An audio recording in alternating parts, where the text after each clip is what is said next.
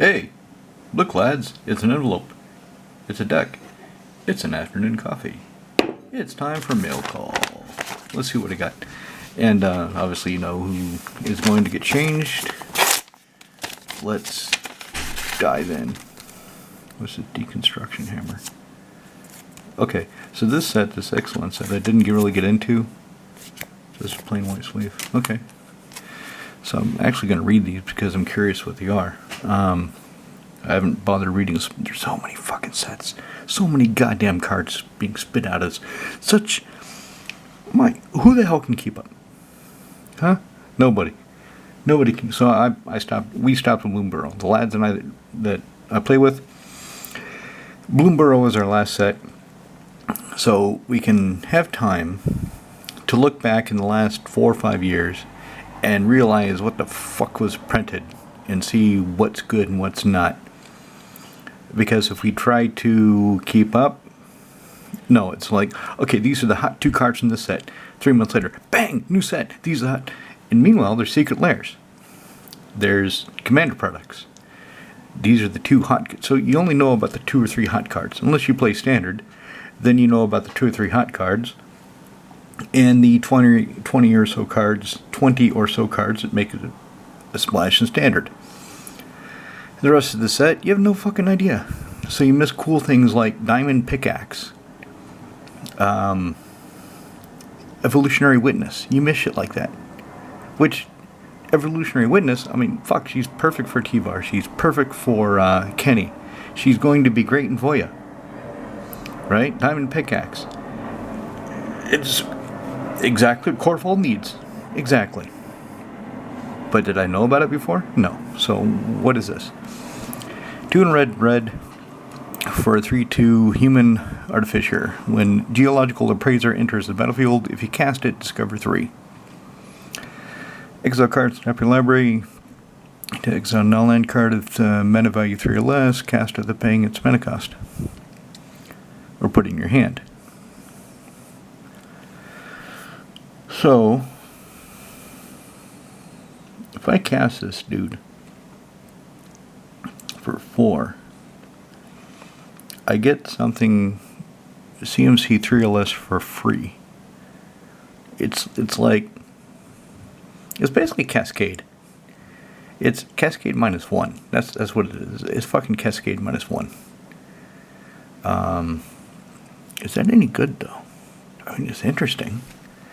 In the right deck, I mean, if you only have CMC 3 or less things, and 4 of him, everything else is CMC 3 or less, that could be interesting. Obviously, it's not interesting enough to really build the deck around because I haven't seen anybody do this on Arena, and I know people just copy standard decks on Arena, the popular ones, and they play fucking discard and mill and second son bullshit. Maybe I should. What if I did that on Arena? What if he's only on a common? Look at that guy, and that's interesting. I'm going to think about that. Deconstruction hammer. 1 white, equip 1. Equip creature gets +1/+1 and has 3 tap, sacrifice this hammer, destroy target artifact, and so. But it costs 3 to use it. So 1, equip 1. The equipped creature can beat things down for a little while. Oh, sure. That's why I need the afternoon coffee. And then after beating on things for a little while, I can sacrifice this if it's no longer sufficient to matter, and there's an artifact or enchantment that I need to blow up. Okay, and it's a common, so if it was an uncommon or a rare, and it costs less, that would be more interesting to me. As it is, it's kind of cool, but I don't think I would play it. This guy, though, I'm thinking about him. Waterlogged Hulk. What the fuck is this? It looks like a shuttlecraft from some space science adventure that's fallen to the bottom of the sea. 1 blue, tap mill a card, craft with the island. 3 blue, exile this artifact, exile an island you control, or an island graveyard, return it transformed. Okay, it seems like some fucking stupid steps to do this. What do you get? Watertight gondola. What is this bullshit? 4/4 vigilant artifact vehicle. For losing an island and spending 4 mana. 5 because you spend 1 to do it. You spend 1 to do it, and then 3 to cast it, 3 and a blue to do it, and you have mill yourself. So can't be blocked as long as there are 8 or more permanent cards in your graveyard.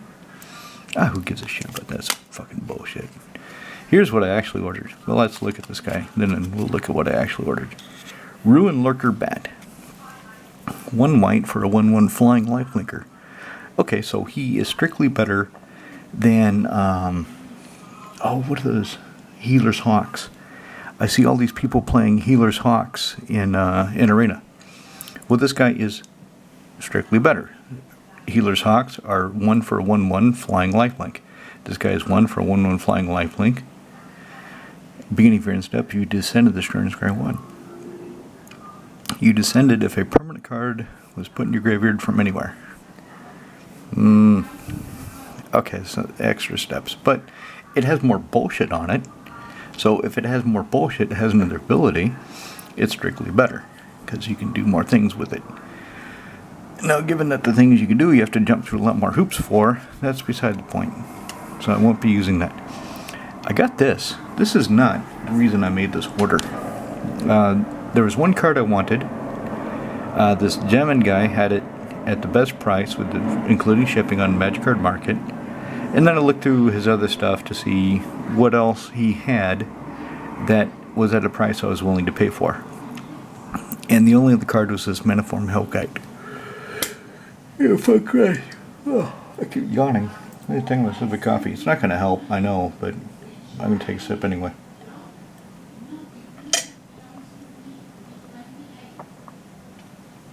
Alright, there we go. Okay, so Manaform Hellkite. 2 red for a 4/4 flying dragon. Okay, so far so good. Whenever you cast a non-creature spell, create an XX red dragon illusion to creature token flying in haste, where X is the amount of mana spent to cast a spell. Exile, not sacrifice. I mean, why couldn't it say sacrifice? So I could just slide this into Corvald. So he's got another low casting cost 4/4 beater that has a minor upside because I don't have a lot of sorceries. Well, why couldn't it be fucking sacrifice? It's got to be exile. Those assholes. I mean, they print all this other fucking bullshit. Why can't they make the good bullshit work properly? Maybe there's a reason why you don't sacrifice the token. That makes sense, but I can't think of it right now. Anyway. So you exile the token at the beginning of the next end step. So whenever I cast an non-creature spell. Now, this I have no plans for. It doesn't have a home. I don't have a deck that really needs it. I could put it into Nekusar, because he's got a lot of instants and sorceries. And maybe I should. Maybe I should. I'll think about that. But the thing is, this creates creatures that, unless I play an instant on my opponent's turn, I can't keep the creatures around to block for me. And that's really what Nekusar needs. He needs protection, because I don't need to attack Nekusar. I need Nekusar in the field, and I need fucking Wheel of Fortune effects. I need wheels. That's what I need. And there's a black windfall. Did you know that? I didn't know that. You lads didn't tell me about that. I had to find it out for myself, so now I'm telling you. There is from, what set is it? I think it's from Cons. It's one of the con sets. The second one. Dragons of Tarkir. So, 2 and a black. Sorcery. Everybody throws away their hand and draws that many cards -1. I mean, it's it's a worse windfall, but it will still do the job if my opponents have, like 3 of them. If one guy has 5 and 5 and 3, and I cast it, then they draw 4 and 4 and 2. And that's still 4 points, 4 points, and 2 points of damage done to them. So, I'm going to get one. One of the reasons I'm going to get one is because the only other real wheel effect that I'm missing costs 3,000 euros. Yep, Time Twister. 3,000 fucking euros. I can't afford that. Don't want to play a fake.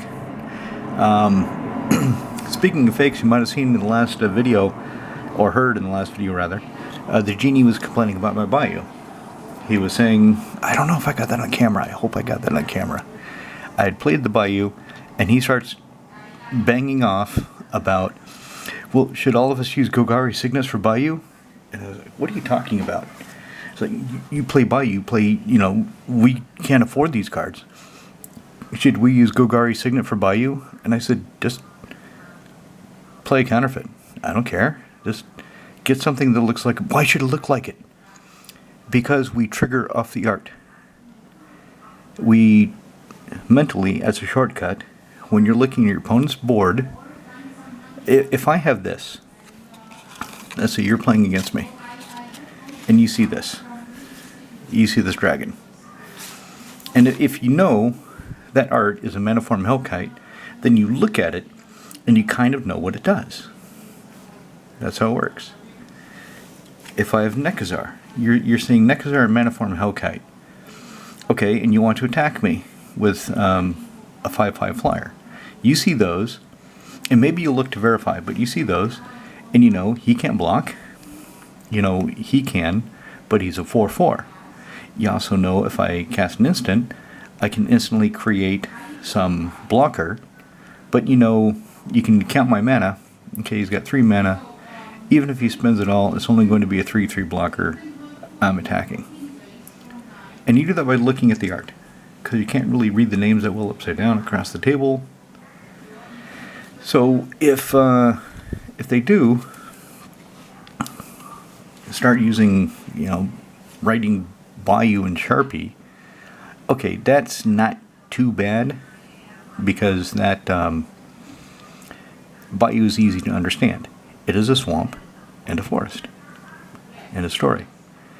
Of course, if you see this with something written across it, if you don't read it, you might think that it's some creature. Okay, what is that? Oh, that's a Bayou again. So you have to stop the game and look at it each time until you lock in that in this guy's deck, this creature with Bayou written on it is representing a land. It is not a creature. It is not a white card. But that's what you automatically will initially think glancing around at the board state, because you'll trigger off the frame. What time does Scout start? 6. Really? Yes. Okay. So you trigger off the frame, you trigger off the picture, it's some kind of creature, and then something written across it, well, who knows. And then there's other cards that are kind of complex, like Allurin. If they wanted to run this with Allurin written across it, how many people really know what Allurin does properly? Right? You have to keep so they have to write out the rules text, or else people are going to stop, look it up on a phone, look at the current rules text, find out what it does, in order to make sure they understand the full ramifications.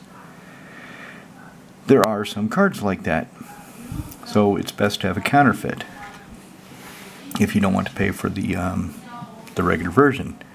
As for myself, I do not run counterfeits in my Commander decks. I run them in my Vintage decks because I can't afford a box.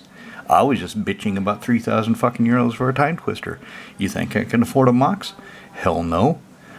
So, but in my Commander decks, and also in a perverse way, it kind of controls me. So if I don't run any counterfeits in my commander decks, that means if I want to run Vorra Stronghold in another deck, and I don't have one, I have to take it out of a current deck, so I have to make sure I move them around.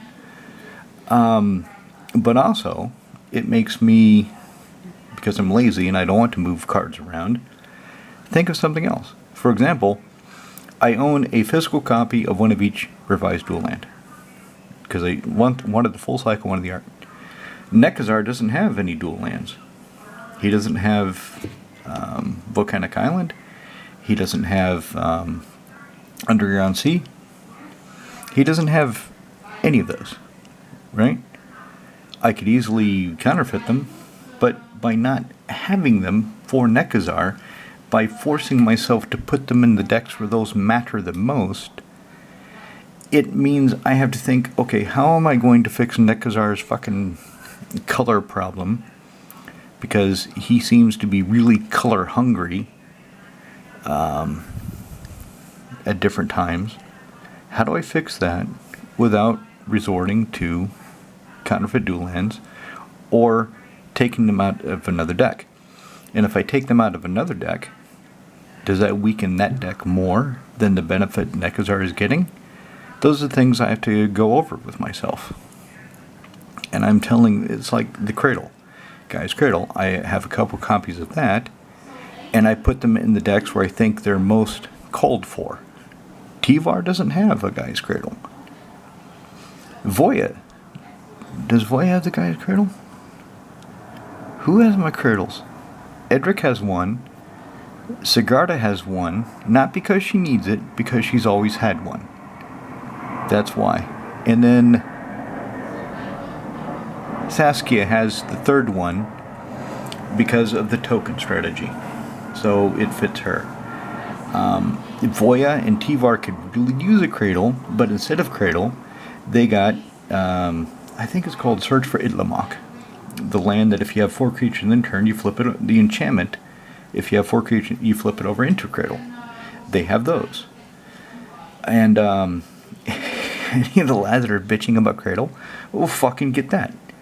It's not that expensive. A foil is still only about 10 or 15 euro. A flat one is half the price of a foil. So don't bitch to me about Cradle when you have this perfectly reasonable alternative that you can play. And don't bitch to me about the expensive cards I run, because I've been playing for a long time and I acquired them at an earlier date. Play counterfeits. Just order them from China so I know what the fuck they are, so I can see what they look like. That's all. Okay, end rant. This is why I made the order. Storm the Vault. 2 blue-red. Legendary enchantment. Whenever one or more creatures you control smack a player in the head, create a treasure token. Beginning of your end step, if you control 5 or more artifacts, flip it over into Tolarian Academy. Yeah. Yeah, Tolarian Academy. Ah! Okay, Vault of Kitty Can. So Vault of Kitty Can, you can tap it for, it's basically a command tower stapled to Tolarian Academy if you can flip it over. Add 1 mana of any color to your mana pool. Tap, add blue to your mana pool for each artifact you control. So it's basically command tower. Well, I'm saying command tower because I can't think of any land without a downside that will tap for 1 mana of any color. City of Brass hurts you. Rainbow Veil, you have to lose it in the end of the turn. The only land I can think of that, I mean, even Path of Ancestry, it comes into play tapped. The other ones, you have to spend mana to do it. And then there's that gate that comes into play, and you have to spend mana when it comes into play or you lose it. So I can't think of any land that produces mana of any color that you want, except Command Tower that does not have a downside. None. But this, so when this first, when the set first came out, everybody's talking about, oh man, they reprinted Tolarian Academy. Holy fucking balls. Holy shit, Tolarian Academy is back in the game. No, it's not. And as soon as I saw that, as soon as I saw the fireball, I just dismissed the card. Like, okay, fuck. It means nothing to me. It's useless.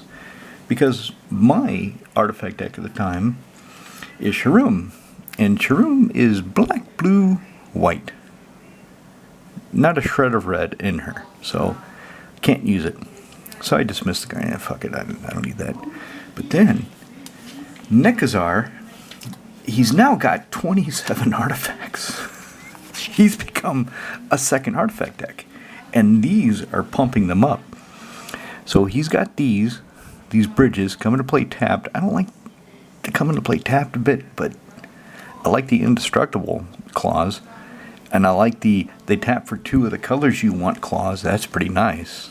That's really nice. I like that. So, he's got artifact creatures.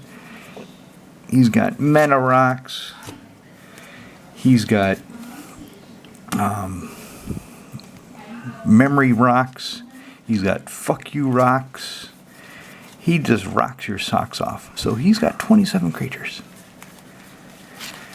And thinking about it, okay, so I need to put something in for Storm the Vault. I don't want to take out a land, and I don't want to take out just anything. And I've been thinking about it. So he's got, let me see if I can bring it up. I think he's still got about 5 of these effects. I'm just going to look at Moxule right quick. Okay, EDH decks. Nekusar the Punisher. So, 1, 2, 3, 4, 5. He's got 5 of these effects. 5 of these Undying Evil kind of effects. And the goal of them is to... Somebody's going to kill Nekusar. I can, for 1 black, instantly save him. From if somebody wraths, I can give him indestructible. If somebody... pretty much wraths.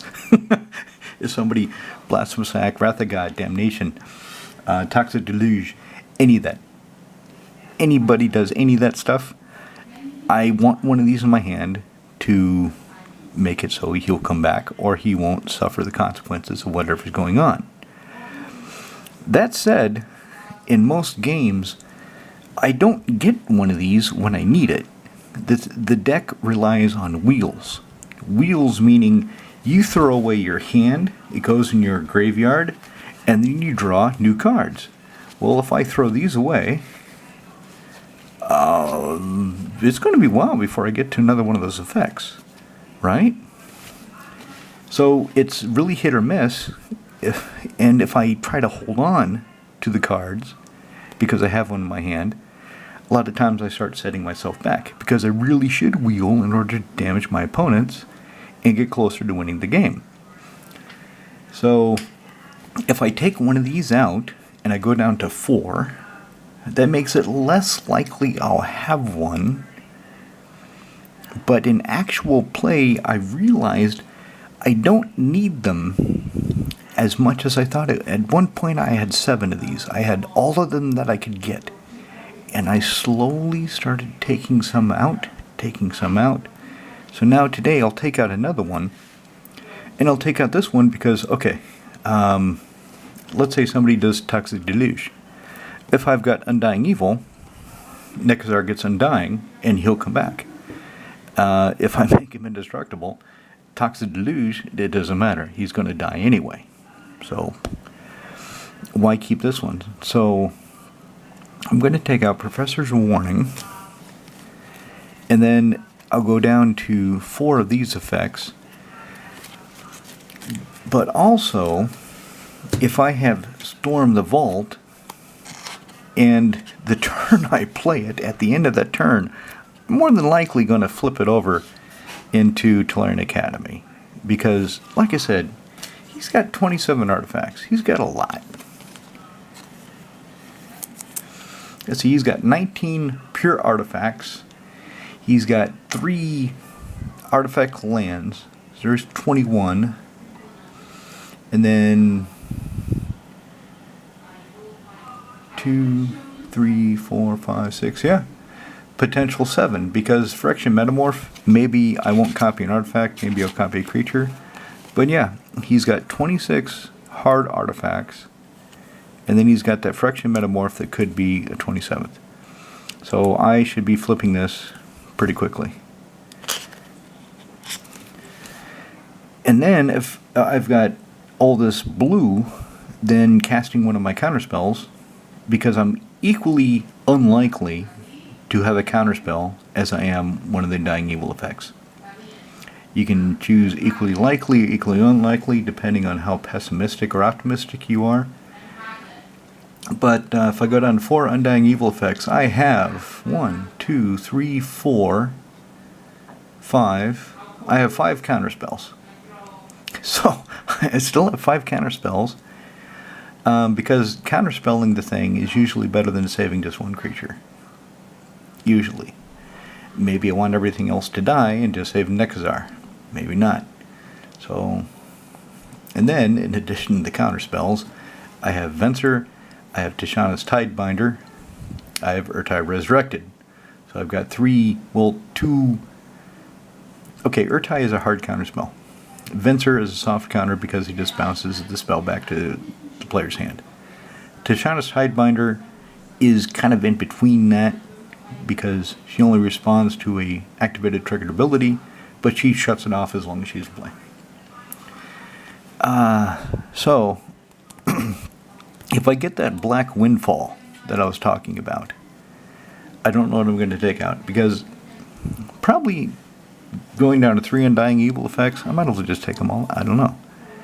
But I'm really curious to see if this works as well as I hope it does. And that's it, lads. Cheers.